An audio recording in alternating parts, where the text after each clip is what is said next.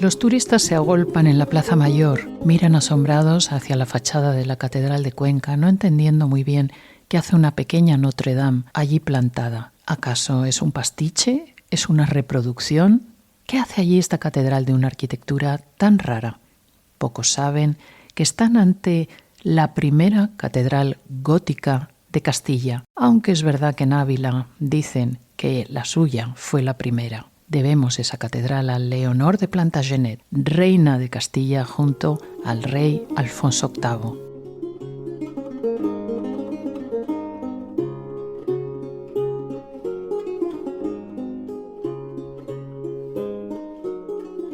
¿Quién es Leonor de Plantagenet? ¿De dónde viene? ¿Por qué una catedral gótica que no se había hecho nada igual en la península ibérica hasta ese momento? Hay que echar unos años atrás. En junio de 1144, a 10 kilómetros del centro de la ciudad medieval de París, está la abadía de Saint-Denis. El abad, llamado Suger o Suger, tiene una absoluta obsesión, y es la idea de que Dios y que Cristo son luz y que por lo tanto no era comprensible que su casa, su hogar, su morada fuera tan oscura, con muros tan voluminosos y tan gruesos y apenas unas pequeñas entradas de luz. Había que hacer entrar la luz de Cristo, la luz de Dios, dentro de su casa, dentro de su templo. Suger tenía la idea, pero no tenía ni idea de cómo llevarla a cabo. Geniales maestros canteros le dieron la solución. Inventaron el arco de medio punto, elevaron los muros hacia el cielo y llenaron aquello de vidrieras. A la inauguración de Saint-Denis acuden el rey y la reina de Francia. Él es Luis VII y ella, la fantástica Leonor de Aquitania. Vamos a hablar de ella un momento porque sin entender su personalidad es difícil entender cómo y por qué se construye la Catedral de Cuenca, primera del Reino de Castilla, tal y como es ahora. Leonor de Aquitania fue una mujer de bandera. Su currículum y su personalidad es tan extraordinario que cualquier mujer de la Edad Media querría parecerse a ella. A saber, fue 2 veces reina de Inglaterra y de Francia, madre de 2 reyes, Ricardo Corazón de León y Juan Sin Tierra, pero además era una mujer de una gran belleza y de una finísima inteligencia. Fue educada, lo cual ya en esa época es una excentricidad, fue educada como un varón. La podemos considerar como una precursora del feminismo en una época en la que las mujeres estaban totalmente sometidas al yugo masculino. Le encantaba el arte, la política, la música, los libros, entendía de todo. Era aficionada a leer, a recitar, a cantar melodías, era musa de trovadores, inspiradora de los cantares de gesta y de la saga artúrica. Pero más allá de eso, quizá lo más relevante es que, estando prácticamente recién parida y totalmente en contra de la opinión de su esposo, se sube en un caballo y va a la Segunda Cruzada. Ante la oposición de su esposo, ella forma su propio ejército. En Antioquía, durante el trayecto, tiene un romance, un lío sentimental con su tío, Raimundo de Poitiers, que era el príncipe de la ciudad, con lo cual provoca, evidentemente, un distanciamiento con su esposo. Pero entre medias tienen otra hija, que se llama Alicia. Estas 2 circunstancias, el que ella no había tenido aún hijos varones y sus infidelidades, hace que regresen a Francia por separado y de muy mal humor. Esto provoca el que pidan la nulidad matrimonial al Papa, que se la concede con la excusa de lazos de consanguinidad. ¿Pero qué ocurre? Que a las 6 semanas después de la anulación del matrimonio, Leonor se casa con el enemigo de su marido, que es el rey de Inglaterra. Juntos adquieren un vasto territorio en Francia, Inglaterra y Gales, dándose la paradoja de que, aun estando al servicio del rey de Francia, primer esposo, sin embargo, sus posesiones son muy superiores a las de Luis VII. Este matrimonio entre Leonor de Aquitania y Enrique de Plantagenet, rey de Inglaterra, tiene 8 hijos, entre los cuales está Ricardo Corazón de León, el ya mencionado, y Juan Sin Tierra. Pero lo curioso es que a las chicas las educa igual que a los varones. Una de estas chicas es nuestra Leonor de Plantagenet. A diferencia de la personalidad de su madre, que hizo siempre lo que le dio la gana, y por cierto, lo que le dio la gana lo hizo muy bien, Leonor de Plantagenet es mucho más discreta. La historiadora María José Rubio, que además es una prolífica escritora, ella nos cuenta la semblanza de quién fue Leonor de Plantagenet y la importancia que tuvo en el reino de Castilla en la Edad Media. Leonor de Plantagenet es quizá una de las mujeres más interesantes de nuestra Edad Media, o una de las más interesantes, que resulta extraordinariamente moderna para nuestros tiempos, ¿no? Esa es la paradoja de estas mujeres medievales, que en su tiempo tuvieron un poder que ahora nos es desconocido, pero que la historiografía cada vez está sacando a la luz de una manera más clara, ¿no? Ella hereda, digamos, esa forma de ejercer el poder o de ser una mujer emprendedora y con verdadera presencia en su época gracias a su madre, Leonor de Aquitania, que es también una de las grandes mujeres de la Europa medieval. Una mujer que tuvo una corte extraordinariamente culta, donde surge precisamente en esa corte de Aquitania, surge la cultura de la poética trovadoresca, es decir, la cultura de la literatura de los trovadores, de los juglares, la poesía, esa cultura del amor cortés, de los caballeros cortejando, digamos, a las damas en la corte, es decir, toda esa corte refinada que hoy nos resuena de la época medieval, surge precisamente en la corte de Leonor de Aquitania en Normandía. Por eso es tan influyente su cultura, su presencia o su forma de hacer las cosas en el resto de Europa. Leonor de Plantagenet nace en esa corte culta de Leonor de Aquitania, de su madre, en 1160. Por lo tanto, recibe, digamos, años de juventud y de primera formación esa cultura tan extraordinariamente refinada que está contagiando al resto de Europa, donde nace no solo la cultura trovadoresca, sino también el gótico. El gótico nace precisamente en ese momento. Todo lo que se cuenta de ella es de una gran mujer, incluso un poco en la sombra, pero no tanto en la sombra, sino al lado de Alfonso VIII, con el que se casa cuando ella tiene 10 años y él, como tú has dicho, 16. Bueno, es un matrimonio de Estado, toda regla, o sea que ni siquiera se conocían. Y sin embargo, todas las crónicas hablan de que estaba continuamente al lado de él, es decir, que fue una gobernante casi hombro con hombro, aunque no interviniera directamente ni en las guerras ni en las cuestiones de gobierno que sepamos. Sin embargo, ahora se sabe, por ejemplo, están saliendo noticias de que ella tuvo una primera casa, es decir, una cámara de la reina. Es la primera vez que en la corona de Castilla aparece la cámara de la reina, con su propia dotación, con su propia servidumbre. Seguramente ahí ya hubo caballeros que venían con ella, caballeros de Gascuña, de Normandía, porque lo que tú dices, con 10 años tampoco dio tanto tiempo a recibir una formación como gobernante en su propia tierra natal. Es decir, que tuvo que tener de alguna manera una formación continua, probablemente también de esos caballeros que la debieron acompañar, caballeros y damas que venían. Y es probable que en esa primera cámara de la reina, que ahora ya se conoce, tuvo, pues ya seguramente personas que venían acompañándola. No ha tenido ese protagonismo tan destacado como Leonor de Aquitania, hasta donde sabemos, pero sí tuvo muchísimo. Cada vez se sabe más de la influencia cultural, por ejemplo, que ella ejerció en esa Castilla. O sea, Castilla cambió completamente de una forma muy notable gracias a la influencia de Leonor de Plantagenet.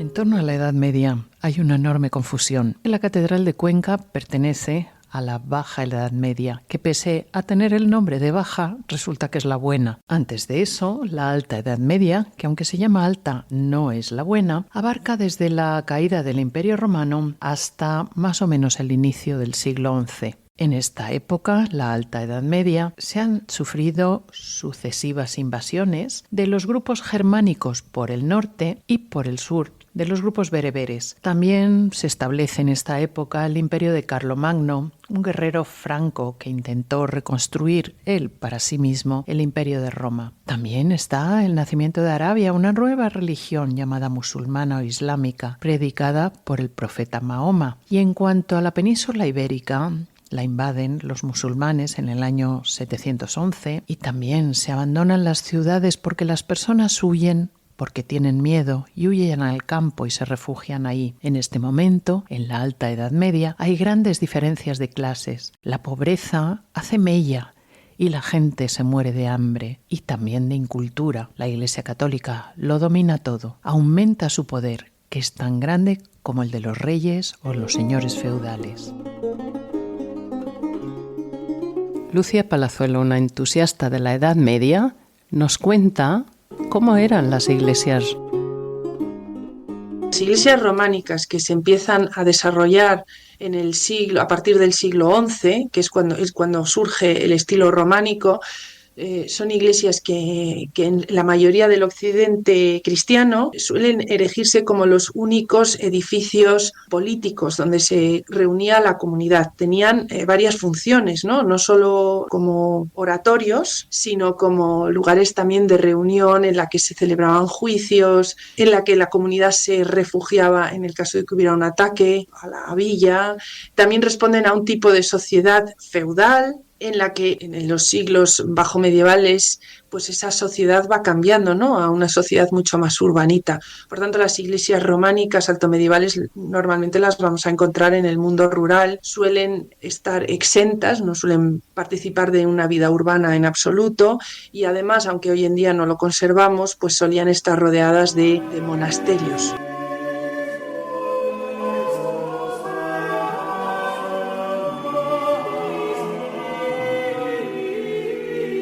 En la Baja Edad Media empiezan a cambiar las cosas. Incluye desde el siglo XI hasta el descubrimiento de América. Y en esta época es cuando se produce un aumento demográfico porque disminuyen las guerras, con lo cual nacen más personas. Se implementa un nuevo sistema de gobierno. Aparece una nueva clase social, la burguesía. Esta clase ya no trabaja para un señor feudal, sino que cobra por su trabajo. En el siglo XI se produce también una revolución cultural una vez pasado el año 1000. ¿Y qué iba a pasar en el año 1000? Pues se creía que por ser precisamente el año 1000 se acabaría el mundo, llegaría una especie de apocalipsis, y esto paralizaba todos los proyectos y los corazones. Pero una vez transcurrido el año 1000 y viendo que todo el mundo seguía aquí, entonces se van a dar avances científicos importantes. Aparecerá la imprenta, que es un medio interesantísimo para la propagación de la cultura. También se producen avances relevantes en medicina y en enfermería. La Iglesia continúa siendo muy poderosa y dominante, pero aparecen subgrupos que critican y que opinan de otra manera y que ponen freno a la desmesura que había adquirido la Iglesia en este momento.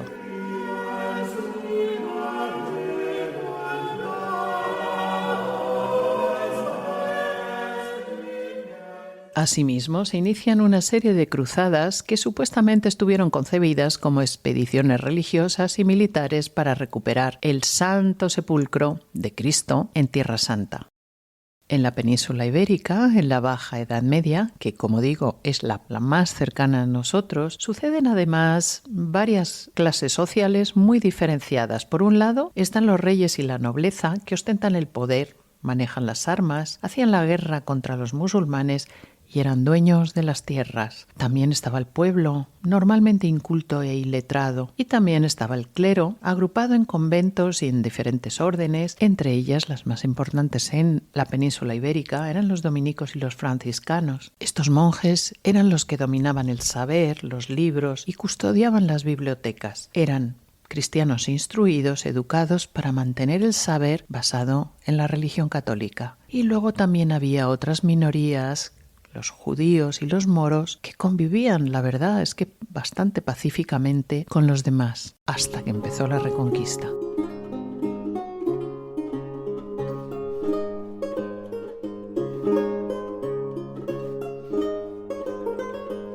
Pero vayamos a las catedrales. Es a partir del siglo XII cuando empiezan a construirse las primeras catedrales, o la catedral que nos ocupa, la primera del Reino de Castilla, que es la Catedral de Cuenca. Los estilos románico y gótico representan gran parte de la arquitectura de la Edad Media. Se erigen fantásticos templos en agradecimiento a Dios por las bendiciones otorgadas a su pueblo y los milagros que se habían producido en algunas batallas. Eran más que templos sagrados. Eran libros sobre historia, sociedad, espiritualidad, esoterismo, costumbres. Las ciudades competían por tener la más bella catedral con las agujas más altas apuntando al cielo. Las obras muchas veces tardaban más de un siglo. Por regla general, salvo excepciones, todas las catedrales cumplen una regla común con respecto a su orientación. Se estableció que la cabecera del ábside donde está el altar estuviera orientada al este en vez de al oeste, como estaban los templos egipcios o romanos hasta entonces. Este cambio estaba más acorde con las creencias y símbolos de la religión católica. También había gran conocimiento de la astronomía. Por eso, al amanecer, un rayo de luz penetra por los ventanales del ábside, iluminando de este modo la entrada, que es la parte más oscura en ese momento. Esta luz es la que guía a los fieles y se inicia de esta manera un recorrido iniciático transformador desde los pies a la cabecera de la iglesia.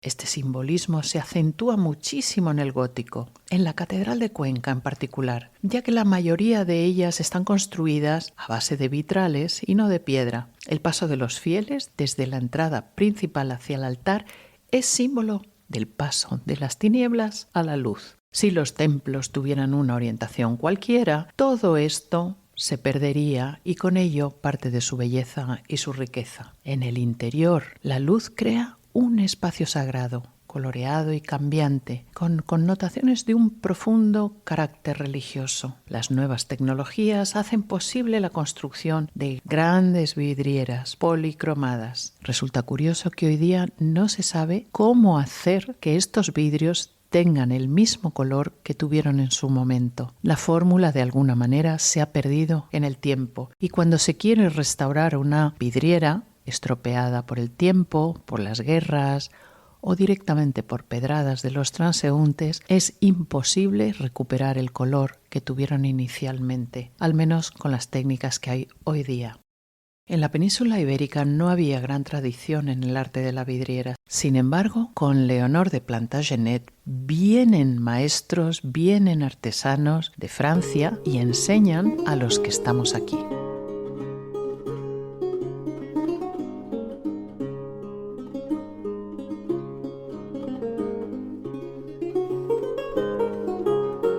Además es que la Catedral de Cuenca en particular está llena de misterios. Escuchemos a Jesús Callejo, director del programa La Escóbula de la Brújula y un investigador y escritor muy prolífico que nos lo va a contar directamente. Adelante, Jesús.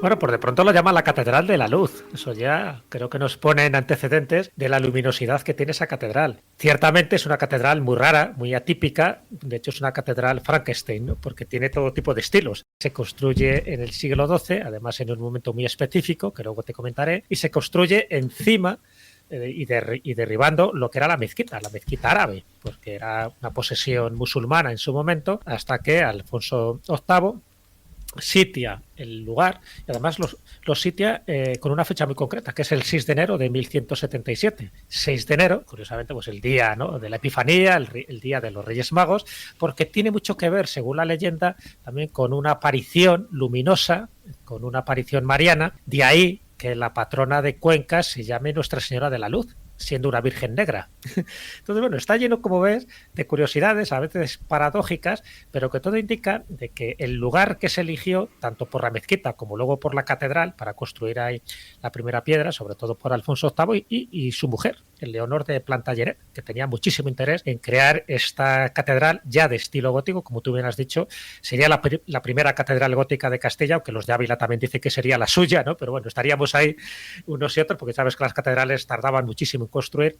Y en el caso de Cuenca es que estamos hablando del siglo XX, que es cuando se hace la última remodelación, y la estructura que tiene ahora, lo que vemos ahora, es una estructura, la gente verá y dice, hombre, gótica parece que no es neogótica. Claro, es que también es neogótica. O sea, tiene todos los estilos posibles, porque al ser una catedral Frankenstein, como yo la llamo, además con muchísima mala suerte que ha tenido a lo largo del tiempo, en fin, ha tenido incendios por un rayo, ha tenido derrumbes de las campanas, ha muerto gente a raíz de este tipo de accidentes. Por lo tanto, tiene una historia trágica por una parte, pero luminosa por otra, porque aún así, aún sabiendo todas las dificultades bondades arquitectónicas y técnicas que ha tenido esta catedral, sigue siendo un emblema no solo de Cuenca, sino también de Castilla-La Mancha. Y es un lugar donde pasan cosas. Y en el interior, tanto en el exterior, hay muchísimos fenómenos, incluso objetos insólitos que pasan desapercibidos, salvo para la mirada atenta. Bueno, arranca con todo eso. El que se llame la Catedral de la Luz, ya te digo, el que la patrona de Cuenca sea Nuestra Señora de la Luz, el que estén implicados apariciones de todo tipo, luces populares, que llamamos en el libro, el que escribí con Javier Sierra en su momento, La España extraña, hablamos de luces populares que en el siglo XII, en la época de la Reconquista, se prodigaron bastante, lo cual estaban como señalando sitios muy especiales, sitios mágicos, lugares de poder. Por supuesto, la catedral, fíjate que tiene una doble advocación, se llama a Santa María y San Julián, porque San Julián sería el patrón, ¿no?, de Cuenca, igual que la Virgen de la Luz sería la patrona. Pero tanto unos como otros tienen un papel muy importante en el siglo XII y si siempre vamos a la leyenda, evidentemente aquí la historia pues no es tan contundente porque nos faltan los documentos, pero si nos vamos a esa historia importante, que es cuando se produce el asedio, justo ese 6 de enero de 1177, cuando Alfonso VIII pues, en fin, intentaba librar a los musulmanes de esta ciudad y hace todo lo que puede, y lo que hace es que durante unos meses, hasta el 21 de septiembre, que es el día de San Mateo, es cuando por fin se libera la ciudad.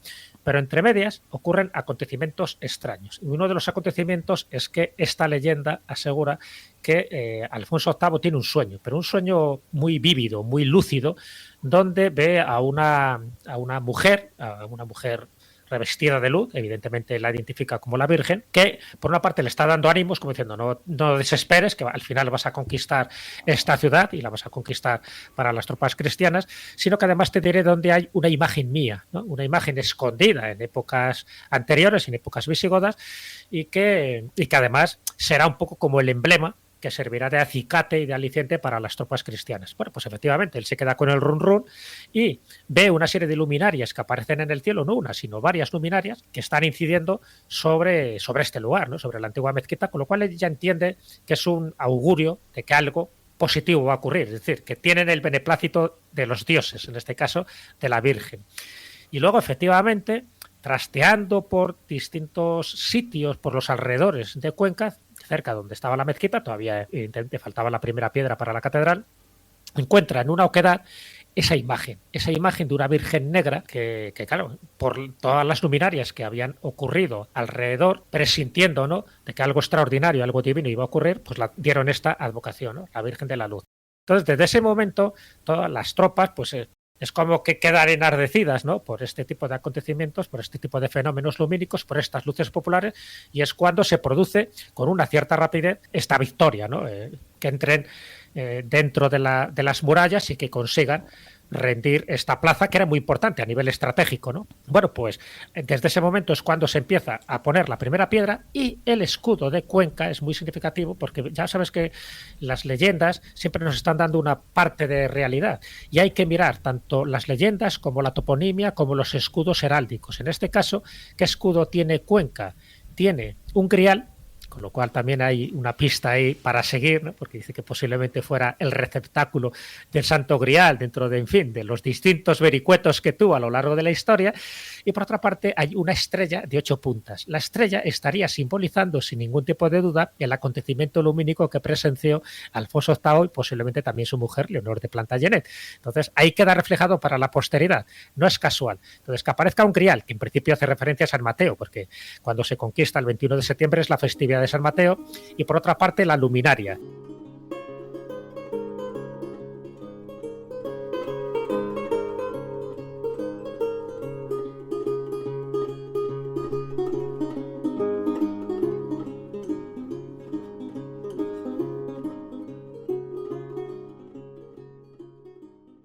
La toponimia es muy importante a la hora de indagar que hay lugares que tienen un poco ese beneplácito divino y por lo tanto la catedral tenía que erigirse ahí, que era el lugar menos apropiado, como te puedes imaginar, porque en fin, en Cuenca, con las casas colgadas que no colgantes, también ocurre lo mismo con la catedral también está colgada y tiene, pues eso, un elemento de precipicio que la hace todavía mucho más impresionante. Bueno, pues todo esto es lo que hizo que Pío Baroja, entre otros, dijera que Cuenca es un nido de águilas, evidentemente. Tú vas allí y estás como más en contacto contacto con la divinidad por la altitud y sobre todo por las energías cósmicas y telúricas que allí emanan y que allí se sienten.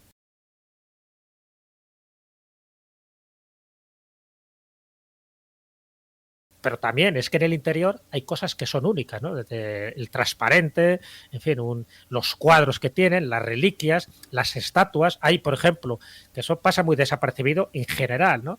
Hay todo una especie de retablo con un tríptico donde está la Virgen de la Leche. Bueno, la Virgen de la Leche donde se le ve a la propia Virgen sacando su pecho para darte a amamantar a su niño. Eso antiguamente se consideraba obsceno y prácticamente en todas las iglesias se fue retirando este tipo de imágenes. Sí, ya sabes, por eso de lo políticamente correcto, por una estupidez de la época. Bueno, pues son de los pocos lugares donde todavía podemos ver esa escena donde pues se recoge, ¿no?, un elemento tan sagrado como es amamantar, con todo lo que supone la leche como el líquido vivificador. Y luego, o sea, todo esto le unes una serie de profecías que se han dicho alrededor de esta Catedral de la Luz, de la Catedral de Cuenca, por ejemplo, una atribuida a Nostradamus, sabes que Nostradamus tienes que estar en todas las ecuaciones, pues decía que aquella catedral donde tuviera una serie de ángeles sonrientes sería el lugar del refugio cuando llegara el fin del mundo. Bueno, pues resulta que la Catedral de Cuenca está rodeada de ángeles, uno de ellos además sonriendo a los espectadores que están por allí, y más de uno ha dicho, porque bueno, hay varios libros en este sentido que recogen este tipo de testimonios, diciendo que cuando llegue el final de los tiempos, cuando lleguen los momentos apocalípticos, cuando llegue el Armagedón, uno de los pocos lugares donde podemos estar seguros, primero por la altitud y luego por la sacralidad, sería ni más ni menos que la Catedral de Cuenca. Y si además está escondido en alguna parte ignota el Santo Grial, pues ni te cuento con todo lo que simboliza el Santo Grial, que es dar la vida eterna, vivificar y sobre todo pues consolar a los más afligidos. Así que como ves, lo tiene todo.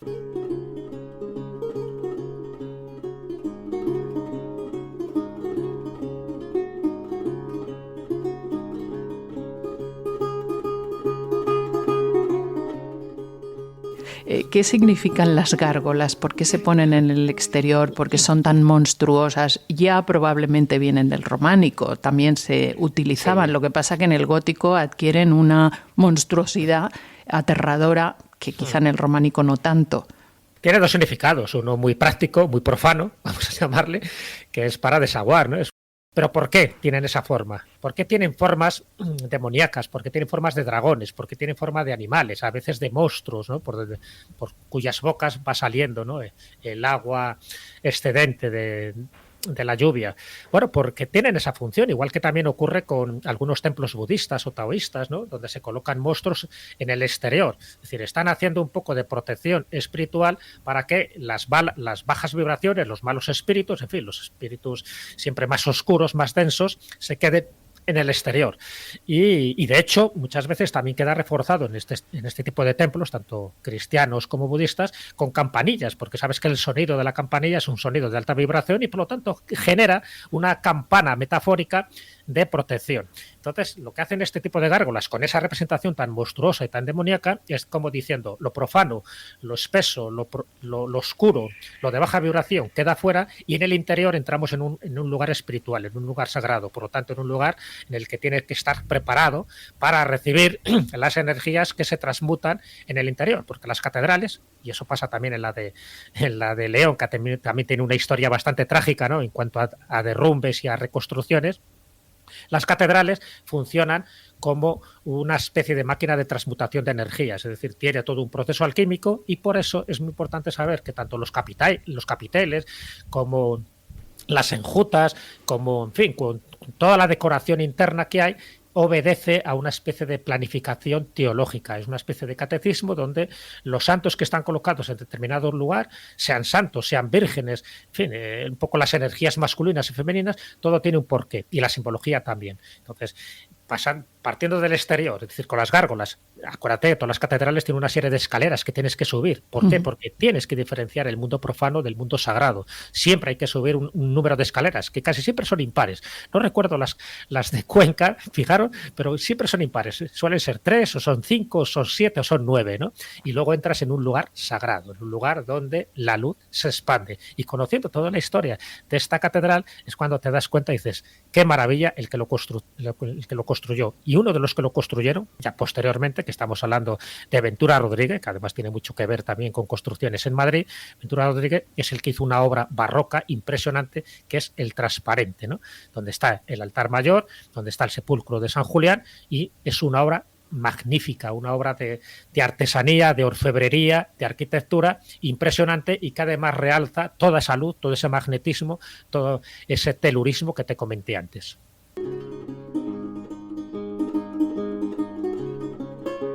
Hablando de telurismo, y no te quiero robar muchísimo más tiempo, pero no sé si te he oído a ti decirlo o a alguno de tus compañeros de la escóbula, que se decidía dónde implantar un lugar de oración, allí donde los animales se relajaban y empezaban a pastar.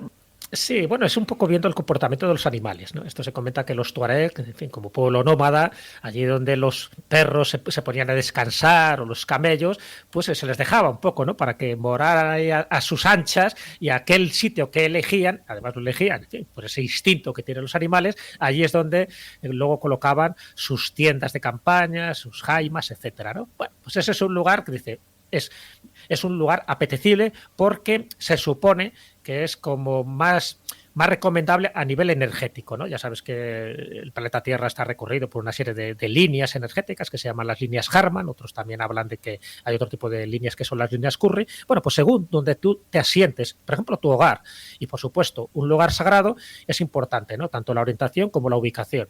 Y eso es lo que se hacía muchas veces, pues buscando a los animales, otras veces utilizando las técnicas claramente de los randobantes, ¿no? De los zahoríes, y utilizando el péndulo, utilizando las varillas. Bueno, esto lo sabían nuestros antepasados. Y evidentemente cuando se colocaban dólmenes o se colocaban menires, y te estoy hablando de épocas prehistóricas, se hacían en lugares muy concretos porque se sabía medir la radiación que tenía la Tierra en función de estas líneas Harman que te acabo de comentar. No se llamaban así, se llamaban de otra manera, pero daba igual. Pasa lo mismo con las catedrales. ¿Por qué ese interés? ¿Por qué ese empecinamiento por construir una catedral donde antes había una mezquita? Y antes de la mezquita lo más seguro que hubiera una iglesia visigoda, y antes de la iglesia visigoda lo más seguro es que hubiera un templo romano. Es decir, ¿por qué ese interés cuando lo lógico es construir en otro sitio más cercano, pero por supuesto pues que no tengas que destruir lo anterior con todos los cimientos que eso genera y con todas las implicaciones técnicas? No, hay que construir en el lugar, porque el lugar es lo importante, porque el lugar es sagrado, porque el que eligió esa primera ubicación en su primer momento, fuera un griego, fuera un romano, fuera un visigodo, fuera un musulmán, fuera el que fuera, sabía que ese es el lugar donde funciona como una sismundi, es decir, donde se juntan las energías de la Tierra con las energías del cielo, donde se comunica, ¿no? Ese tipo de vibraciones. Y por eso se construye siempre en ese mismo lugar, y no a lo mejor 100 metros más allá, que sería lo adecuado. Por eso hay ermitas que están en lo alto de una montaña donde prácticamente das un paso en falso y te esnucas, ¿no? Como pasa con la ermita de San Frutos, por ejemplo, en Segovia, ¿no? Que también está en un precipicio, porque se hace en el lugar donde tú consideras que tienes más posibilidades de trascender, de transmutar, de conseguir esos beneficios espirituales. Y ese es un poco el fundamento. Y para eso hay que fijarse también en el comportamiento de los animales. Háblanos un poquito de las vírgenes negras. Bueno, es muy curioso porque las vírgenes negras tiene mucho que ver con un culto pagano. Es el culto a Isis, en fin, a la diosa egipcia por excelencia, a la madre naturaleza, a la madre tierra, que en general siempre se ubica en qué lugares, en cuevas, en lugares oscuros, en lugares cerrados, en lugares telúricos, en lugares donde la humedad, por ejemplo, los ritos de agua son propicios, ¿no? Porque todo tiene que ver con la feminidad y con la fertilidad. Y muchas de las representaciones cristianas que tenemos de la Virgen con el niño tiene que ver, cuando tú miras un poco la iconografía de los antiguos egipcios, tiene que ver con Isis amamantando a Horus. Entonces, y esas imágenes de Isis que sobre todo se fabricaban en Alejandría son las que luego pasan a la península ibérica, son las que luego, por ejemplo, con San Bernardo de Claraval, con los templarios, se van colocando en distintos lugares. Y son las que van apareciendo a lo largo de la Reconquista, como pasa con la Virgen de la Luz de Cuenca. Son vírgenes negras que habían sido colocadas ahí, supuestamente, antes de que llegara la invasión musulmana en el 711. Luego, por esa especie de transmutación extraña iconográfica, se convierten en vírgenes románicas y luego se van colocando en distintos lugares. ¿Y dónde se colocan normalmente las vírgenes vírgenes negras se colocan en eso, en cuevas, en el subterráneo, en la cripta, por ese tipo de adoración que ya había en épocas paganas. Y la iconografía, ya digo, es muy egipcia, mucha de la iconografía cristiana tiene que ver, ¿no?, con estos cultos egipcios. De hecho, por ejemplo, cuando se le ve a San Jorge o San Miguel alanceando a un dragón, tiene mucho que ver con lo que pasa con Horus alanceando a Set. Es decir, es una iconografía muy curiosa, tomada de Egipto, a veces también tomada de Sumeria, y que luego queda representada ahí. Por cierto, en el interior de la Catedral de Cuenca hay una de esas imágenes de un San Miguel alanceando a un dragón verde.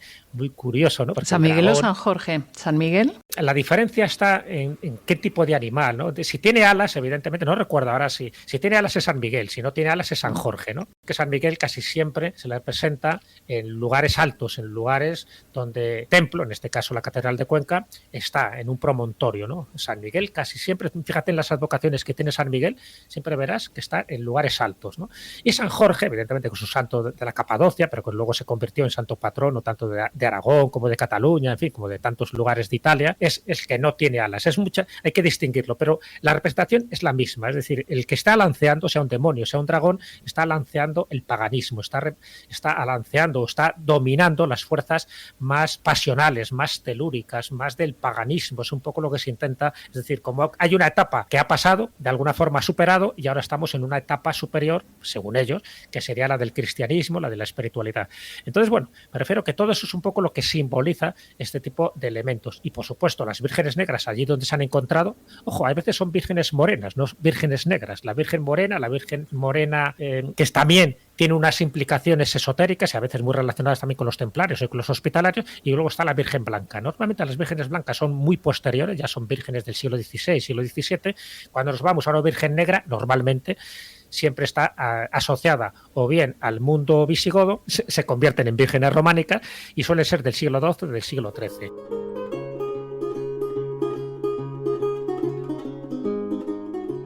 Bueno, pues entramos en la catedral, tenemos que observar un montón de cosas que normalmente pasan desapercibidas, los ángeles, la Virgen, San Miguel, en fin, todo lo que has ido nombrando, pero queda algo, hay un ovni. Queda algo importante, el ovni, ¿no? ¿Te refieres? El famoso ovni de la Catedral de Cuenca, que hay mucha gente que no ve, que hay mucha gente que no lo ve.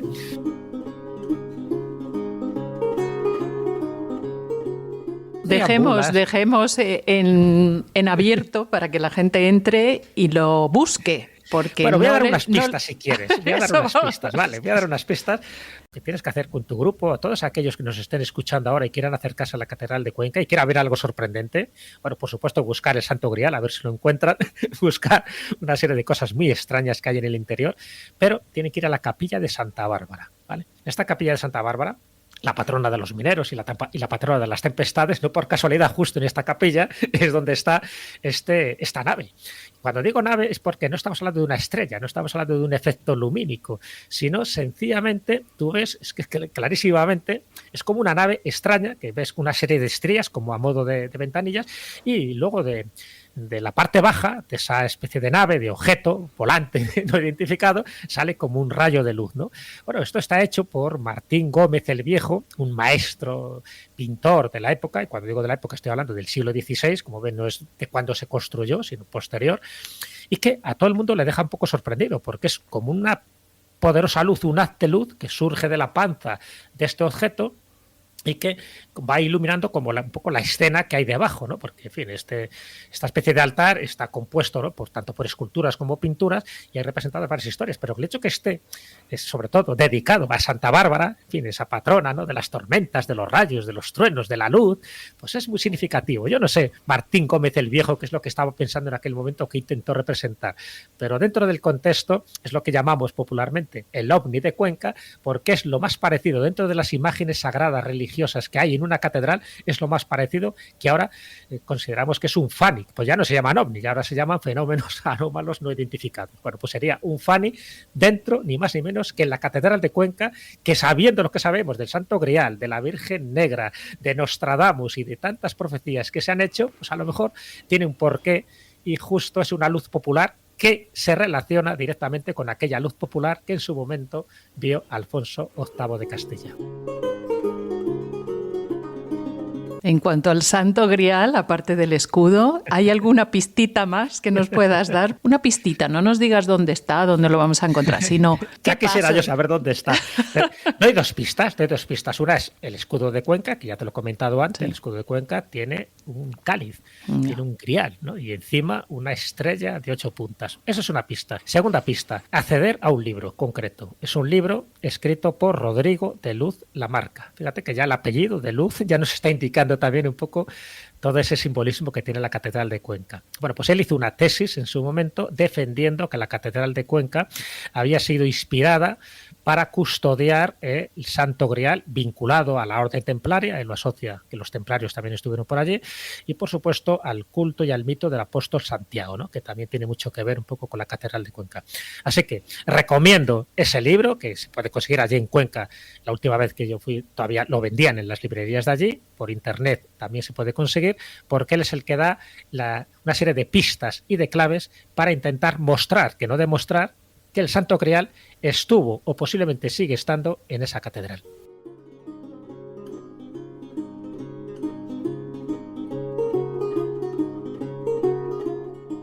Me has dicho una cosa que me deja muy sorprendida. No tenía ni idea que el Camino de Santiago, el apóstol Santiago, podía estar vinculado con el tránsito a través de Cuenca, porque yo creía que era simplemente el tránsito de la transhumancia. Bueno, sabes que hay muchos caminos de Santiago. Caminos de Santiago pasa por Cuenca, ¿vale? Entonces, pero es verdad que el apóstol Santiago, no por la parte histórica, porque parece ser que nunca llegó a estar en Hispania, nunca llegó a estar en la península ibérica, pero sí por la parte más simbólica, sí que donde se le vincula al apóstol Santiago con estos lugares, ¿no? Tan especiales, estos lugares tan sagrados. Por supuesto, la Catedral de Santiago de Compostela es la más representativa. Siempre nos está dando como una pista más de que hay algo pasa, de que algo se custodia, de que algo tiene digno de ser desvelado, pero ¿para quién? Evidentemente no para los ojos profanos, sino para los ojos del iniciado. Y el iniciado es aquel que sabe ver, es aquel que sabe mirar y que sabe admirar las joyas, las riquezas y toda la parte artística, pero también religiosa que tiene el interior de una catedral. Y por eso es un poco, por eso remito al libro, ¿no? El libro de Rodrigo de Luz Lamarca, porque él es el que un poco desarrolla todo este hilo en función de sus descubrimientos, de sus investigaciones y de la iconografía que tiene el interior de la catedral de Cuenca. Así que todo esto y muchísimo más es lo que podemos ver. Pero si el escudo de Cuenca ya nos está poniendo un grial, fíjate que el escudo es muy representativo porque en el fondo es un resumen iconográfico de todo lo que simboliza toda una ciudad, como en este caso es Cuenca, que aparezca un grial, pues hombre, se puede vincular al 21 de septiembre por el Día de San Mateo, pero también se puede vincular a muchísimas más cosas. Y Santiago de Compostela está, y por supuesto el apóstol Santiago, siempre está muy relacionado con todo este tipo de ritos iniciáticos. Y los ritos iniciáticos son aquellos donde tú intentas transmutar esas energías para convertirte en un hombre o en una mujer muchísimo mejor. Pues Jesús Callejo, empezamos nuestro paseo iniciático contigo.